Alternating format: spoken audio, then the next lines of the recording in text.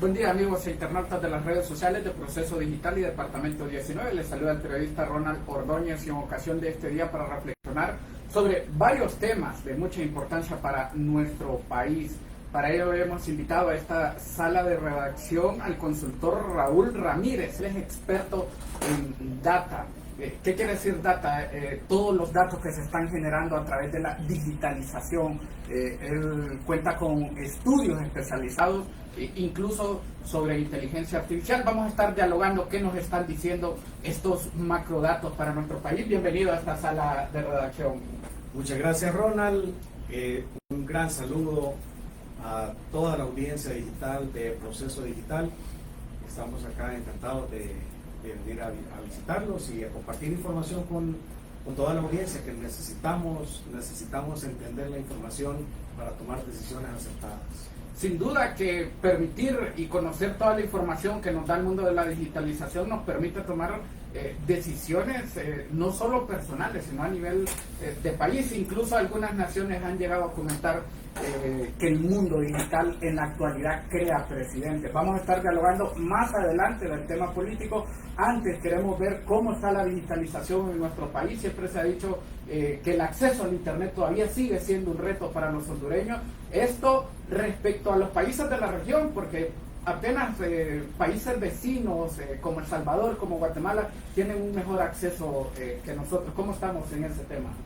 Bueno, yo creo que tenemos que partir de entender de dónde nace todo este tema de la digitalización, y es donde las compañías de internet o telefónicas que conocemos son quienes han venido haciendo un trabajo importante por nuestros países.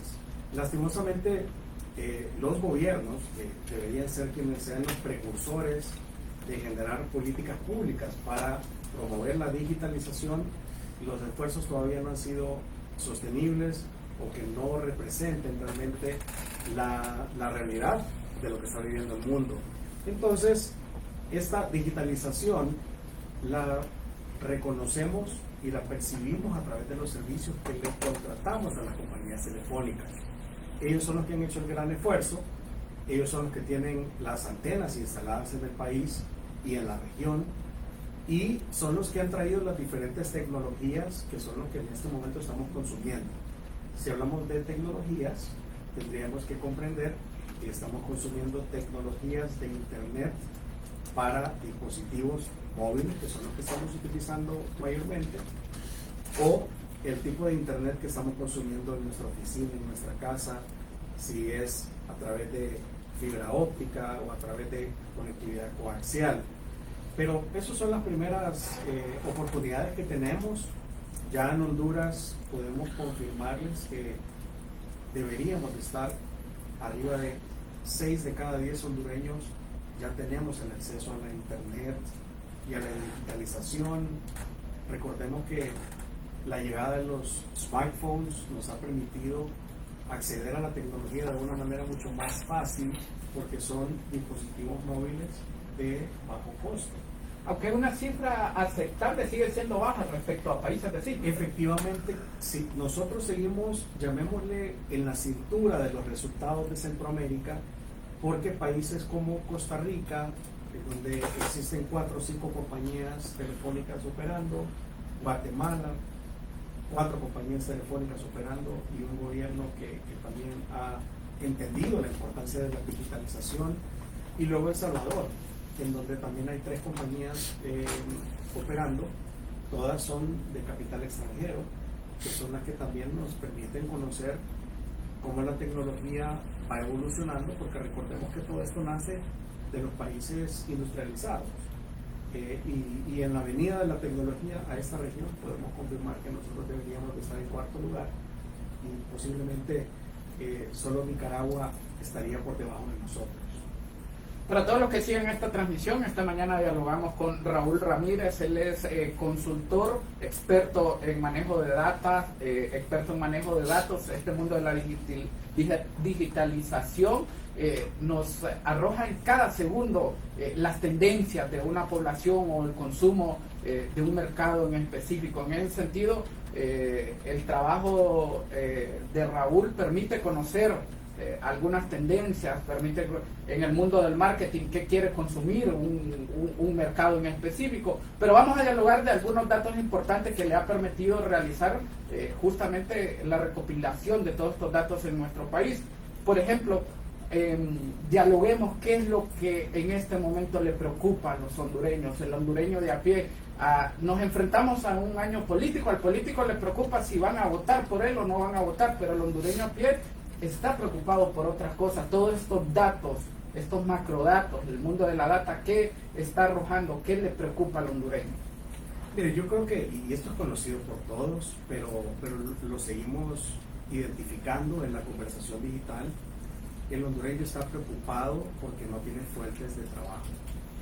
Y esa preocupación se traduce a que no tengo recursos para darle de comer a mi familia y no encuentro oportunidades de trabajo, toco las puertas y no se abren porque también las empresas están golpeadas y las posiciones de empleo se han reducido. Nos preocupa la alta incidencia de la violencia, la inseguridad ciudadana en la calle, el saber que ese celular Android barato de 1000 lempiras que recién se compró la empleada doméstica de nuestras casas o la persona de aseo, llamémosle, ese celular posiblemente tiene una vida útil de un par de semanas porque se la van a robar en el siguiente asalto de transporte urbano. Y esa es una realidad que todos lo sabemos y es un poco de la conversación que percibimos de las audiencias que conversan en digital. Ellos están muy conectados, sus fuentes de información son las redes sociales, no son tan internautas, porque tenemos que entender que el internauta el internet per se es una audiencia un poco más académicamente preparada, pero nuestra audiencia de a pie, como decimos, son usuarios de las redes sociales y a través de ese canal nos vierten información de lo que les preocupa. Así que esos son los elementos que son los que tienen mayor trascendencia. ¿Cuál es la red social de mayor preferencia en los hondureños? Porque hemos visto tendencia en otros países y la conocemos muy marcada, pero en el caso de Honduras queda de repente alguna nebulosa porque hay tendencias según eventos políticos. Hemos podido aprender dentro del mundo de las comunicaciones que también estamos midiendo estos números y estas métricas. Pues si usted me lo hubiera preguntado el año pasado, la respuesta era Facebook, pero ya TikTok es la red social más importante e influyente en Honduras, en Centroamérica y posiblemente en el mundo. Sin embargo, tenemos que comprender que es una red nueva, es un algoritmo abierto en donde no solo contenido hondureño estamos consumiendo. Al ser un algoritmo abierto estamos consumiendo contenido de otros países, pero es la red donde estamos interactuando más tiempo. Posiblemente hoy en día ya estamos arriba de las 3 horas diarias en el consumo de TikTok. Anteriormente, que era Facebook, donde tenemos registros de datos de más de 5 millones de usuarios únicos registrados en Facebook, pero también tenemos que entender que en Facebook es donde se encuentra la mayor cantidad de perfiles falsos creados. Más del 30% de los perfiles creados en Facebook ya son administrados. No necesariamente son bots, pero son perfiles creados para cualquier fin, no necesariamente por un tema político. Pero tendríamos que castigarlo con un 30%, es decir, alrededor de 1.5 millones de usuarios son falsos. Y se nos está quedando la población mayor en Facebook. Entonces, ya impactarlo con un mensaje para la juventud, ya por eso ha existido esta migración hacia otras redes y es TikTok la que mejor está teniendo resultados. Interesante dato para el mundo del marketing. Mire usted que se acaba de revelar en este momento, y esto lo decimos para cualquier audiencia, no para una en específico. Aquí están los canales apropiados por donde se tiene que realizar este marketing. A propósito de ello, estamos dialogando esta mañana con Raúl Ramírez. Él es licenciado en Administración de Empresas, tiene un máster en Marketing, tiene un diplomado en Inteligencia Artificial, es especialista en data, en todo este mundo de la digitalización y la medición y métricas que se están arrojando segundo a segundo y las tendencias de consumo. Las preguntas que usted tenga las puede dejar aquí en la caja de comentarios, las vamos a estar contestando según sea posible. Hablemos de una realidad también que está sucediendo justamente en este momento y que no podemos dejar de lado, y es el mundo de la migración. Se habla de migración de Estados Unidos, de Honduras, es un tema que está en la agenda política, es un tema que está en la agenda de los medios de comunicación, pero también los migrantes muestran una tendencia de consumo también, o muestran alguna, sí, ¿por qué no decirlo? Alguna tendencia de consumo a través de las redes sociales. ¿Qué le está interesando a los migrantes? ¿Qué es lo que están consumiendo? ¿Qué es lo que está diciendo en este tema del mundo de la data? Mire, la porción migratoria nuestra, y recientemente ayer veía un estudio, hablamos de 1 millón de hondureños, pero según los datos técnicos que manejamos, podría ser un poco menos, alrededor de 850,000 hondureños que están, llamémosle, visibles. Hombres, mujeres, niños, y lo que tenemos son familias que han migrado. El gran interés de ellos es saber qué está pasando en el país. Y en este momento histórico, que de nuevo, como todo está cambiando muy rápido, luego que asume el presidente Trump, las acciones que se están viendo para esta población han cambiado mucho las decisiones. Ellos saben que tentativamente hay un potencial que sean regresados en el caso de ser ilegales. ¿Y qué va a pasar con el dinero que tienen ahí por allá? Entonces va a ocurrir un efecto en que ese dinero va a comenzar a entrar al país, y posiblemente la remesa no va a ser tan afectada como hubiésemos pensado versus los años crecientes que hemos tenido, porque todos los años interanualmente nuestra remesa aumenta. La remesa, pensaría yo que puede quedarse estable por el hecho de que va a continuar entrando ese fondo, sobre todo porque el migrante potencial que va a ser regresado, él quiere que su dinero esté seguro, y lo van a mandar a Honduras, y ese dinero va a comenzar a circular en el sistema financiero. Entonces pensaría yo que eso es algo importante, pero no podemos obviar que para ellos lo más importante es: no queremos regresar a Honduras porque volvemos al punto inicial que usted me consultaba. No existe empleo, no hay oportunidades de trabajo, la inseguridad ciudadana es enorme, mi familia vive en un barrio o en una zona de extrema pobreza y de altísimo riesgo. Entonces no tenemos muchas opciones. ¿Qué va a comenzar a ocurrir también? Vamos a utilizar esa remesa de una manera diferente, y ya no solo va a ser envío el dinero para que me lo guardes o lo uses para que compre bienes de consumo. Vamos a ver cómo se potencia la construcción de vivienda, un poco de inversión, porque también recordemos que nuestro hondureño inmigrante, a pesar de que no puede tener un nivel académico avanzado, pero la digitalización les permite consumir información de otros países, y esas son oportunidades que ellos tienen para generar desarrollo en sus poblaciones. Según el mundo de la data, y aquí un análisis ya más personal con toda esta recopilación de datos que ustedes hacen, ¿es posible lograr este nivel de deportaciones que anuncia el gobierno de Estados Unidos? Lo decimos porque todo esto depende de logística, y la logística se traduce en dinero. Simplemente es esa traducción. Estados Unidos es un país con una potencia económica grande, pero tiene que también hacer cambios en su política económica para destinar más recursos a esto. Hablamos de que en el último año de John Biden se lograron 280,000 deportaciones en un año fiscal de Estados Unidos, con una capacidad al máximo. Sin embargo, el presidente nuevo, Donald Trump, quiere superar esta cifra tan solo en meses. Entonces aquí nace la pregunta: ¿existe la capacidad de parte de Estados Unidos, que sí la tiene, pero también la voluntad para lograr esta promesa de campaña del presidente estadounidense Donald Trump de deportaciones masivas, que él habló de deportar 11 millones de personas? Yo soy de la opinión que el presidente Trump va a cumplir todo lo que se ha prometido, porque recordemos que quien le dio el favor del voto es el norteamericano más acérrimo nacionalista que existe, me explico. Entonces el proyecto de él es que el Partido Republicano sí le va a cumplir las promesas de campaña a la población. Ahora bien, soy de la opinión que va a comenzar a haber tal vez no en estos primeros meses, tendríamos que esperar cómo avanza el año de gobierno del presidente Trump, porque recuerde que luego va a haber una afectación a la economía. Entonces va a tener que comenzar a sopesar esos pesos, valga la redundancia, de entender que quién va a hacer las habitaciones de todos los hoteles de Las Vegas.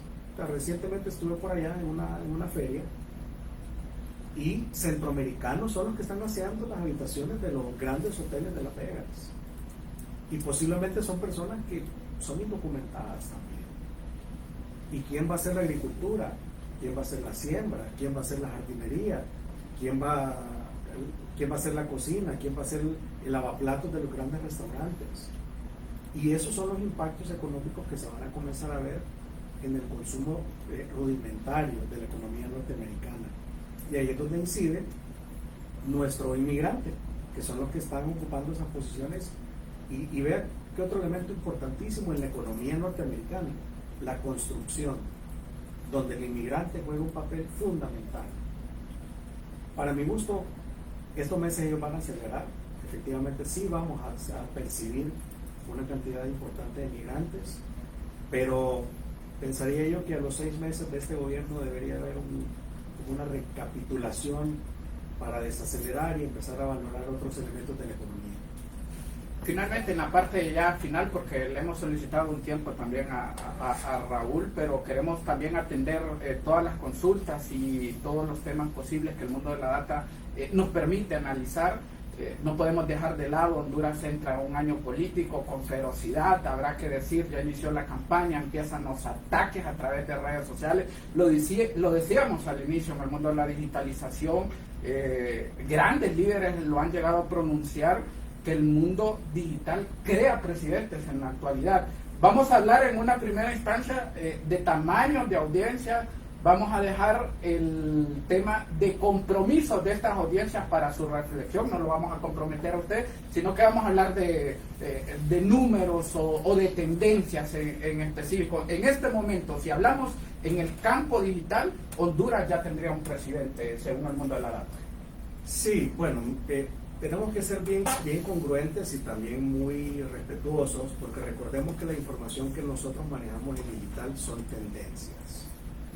No son números 100% cerrados, pero recordemos que si esto lo llevamos al punto de vista psicológico, si nosotros comenzamos a percibir tendencias, el comportamiento humano es o estoy en contra de la tendencia o estoy a favor de la tendencia. Y empezamos a ver por qué existe esa gran rivalidad entre Olimpia y Motagua, Barcelona, Real Madrid. O sea, yo estoy con el mayor, con el que más Champions tiene, o yo estoy con el que es más luchador. Y justamente eso comienza a existir. Ya nosotros conocemos las tendencias que están ocurriendo en términos digitales. Si particularmente habláramos en términos generales de país, ya tuviéramos presidente. Pero recordemos que los usuarios digitales no son necesariamente electores. Pero si se convirtieran en electores, en este momento el presidente debería de llamarse Salvador Narral. Si hablamos en términos de tamaño de audiencias, si hablamos en función de comportamiento del usuario digital, pero si comenzamos además de a generar un contraste en función de el compromiso de la audiencia digital, ahí nos cambia un poco el escenario y nos podemos ir puntualmente al segmento del Partido Liberal, que es un partido que ha venido luchando por resurgir, y con la llegada de Salvador, Jorge Calix, ha fortalecido su posicionamiento, y posiblemente entre ellos dos estará el candidato del Partido Liberal. Nuevamente, estamos hablando en términos de audiencias digitales. Pero mire qué interesante esto. En la analítica de los últimos 45 días, el compromiso de la audiencia digital ha cambiado. Y va a seguir cambiando en los próximos meses. Entonces, aquí es donde va el trabajo que tienen que hacer los equipos de campaña. Si están asesorados por personas que entienden esta información o si comprenden la dimensión de las decisiones que se están tomando, porque sí existe un indicador que es el que nosotros en política digital le hemos denominado que es el único indicador que pudiéramos vincular con la posibilidad electoral, y es el llamado engagement, que en español se llama compromiso. Si el compromiso digital está trazado en favor de un precandidato, a pesar de que usted tenga el tamaño más grande de la audiencia está entendiendo que la voluntad de la decisión va a ser a favor de alguien que no necesariamente tenga el tamaño de la audiencia. Es decir, no necesariamente porque soy el más grande seré el ganador. Y luego entender también, el hecho de que soy el más grande no necesariamente son electores, o porque soy el más grande no necesariamente porque tengo el favor del elector. Sí, por aquello de la ley de las organizaciones políticas, la ley electoral de nuestro país, y como hemos dicho también, vamos a dejar el compromiso de las audiencias a su criterio. Usted reflexiona, aquí estamos hablando de datos, el mundo de la data que está disparando. Ha utilizado un ejemplo muy claro en el Partido Liberal. Hablemos de las otras tendencias de otros partidos, sin dar nombres a algunos de candidatos, no es necesario, pero por ejemplo en el Partido Nacional hay en este momento una tendencia marcada entre los precandidatos que se la juegan. Esto, volvemos a hacer el hincapié, que es el mundo de las tendencias, el mundo digital. El tema de compromiso del lector ya queda a su criterio, ya esto ya es subjetivo y ya queda, porque ya lo hemos aclarado antes, lo acaba de aclarar Raúl y lo volvemos a decir, estos números cambiaron hace 45 días, cambian hoy y van a cambiar en los siguientes meses. Efectivamente, veamos el Partido Nacional. Tenemos prácticamente dos contendientes que serían el 1 y el 2, el 2 y el 1. Tito Afura y doña Ana García. Si hablamos en términos de tamaño digital, doña Ana García tiene un tamaño digital muy superior al tamaño digital de Tito Afura, porque tengo entendido que Tito Afura no cree mucho en esta información, y posiblemente lo vemos como un comportamiento de candidato, que su estrategia ha sido una visita territorial. Son decisiones. En el caso de doña Ana, recordemos, es una ex primera dama, y además de ello, algo muy interesante que está sobre la mesa. Fue noticia que la familia de la expareja presidencial de sus hijas son quienes administran las redes sociales del expresidente Juan Orlando Hernández. Si usted suma esos tamaños de propiedades digitales, tanto de la ex primera dama como del expresidente, estaríamos hablando de un tamaño posiblemente superior al de Salvador Narrala, que políticamente hablando es el tamaño digital más grande que existe. Pero si usted está sumando que 1 más 1 es 2, el tamaño de doña Ana García es muchísimo más grande que el tamaño digital de Tito Afura. Pero tendríamos que contrastar el comportamiento territorial en la conformación del movimiento de Tito Afura a nivel de territorio, la fortaleza de todas estas personas que se volcaron hacia el movimiento de él, y luego en el caso de doña Ana García, las personas que están en contra de todas las decisiones que el movimiento de Tito Afura desarrolló, que son los que están apoyándola a ella. Por eso que en el Partido Nacional tendríamos que estudiar mucha más información cruzada a nivel de analítica, para seguir entendiendo más cómo podría ser la tendencia del electorado. En el Partido Libre, pues todos sabemos que son 2 precandidatos, una ministra contra un diputado, y con la fuerza de un gobierno, la precandidata del Partido Libre, que tiene en este momento el tamaño digital más relevante. Y es todo esto lo que se va a ir cambiando y evolucionando, en cómo la oposición va conformándose para dimensionar que en los tamaños digitales, en la interacción, en las acciones territoriales, para traer ese contenido hacia digital, y le pueda permitir a los candidatos cambiar la percepción de la audiencia digital y convertirla en compromiso. Interesante lo que nos arrojan los datos en todo Honduras. Vamos a seguir conversando en otro espacio porque también tenemos otros invitados a este espacio y queremos respetar el tiempo de cada uno de ustedes. Sus datos finales, su empresa, qué es lo que están haciendo, porque alguna gente querrá contactar y seguir conociendo de este maravilloso mundo, habrá que decir, de la data, que nos muestra todas estas tendencias que no necesariamente son una realidad, porque el comportamiento del ser humano es tan impredecible, pero si bien es cierto, el mundo de la data nos da algunas luces. Sí, muchas gracias Ronald, Proceso Digital, y a todo su equipo, muchas gracias. Estamos a la orden. Nosotros manejamos todo este tema de influencia digital, de datos de Centroamérica y locales desde hace más de 10 años. Nuestra operación, Idea Works Internacional, somos una compañía de estrategia y transformación digital, y a través de nuestro quehacer diario y cotidiano y las herramientas que contratamos, tenemos la capacidad para poder dimensionar información y estadísticas de todo el quehacer digital del hondureño y en Centroamérica. Así que muchísimas gracias a Proceso Digital, a usted Ronald, por la invitación, y estamos a la orden.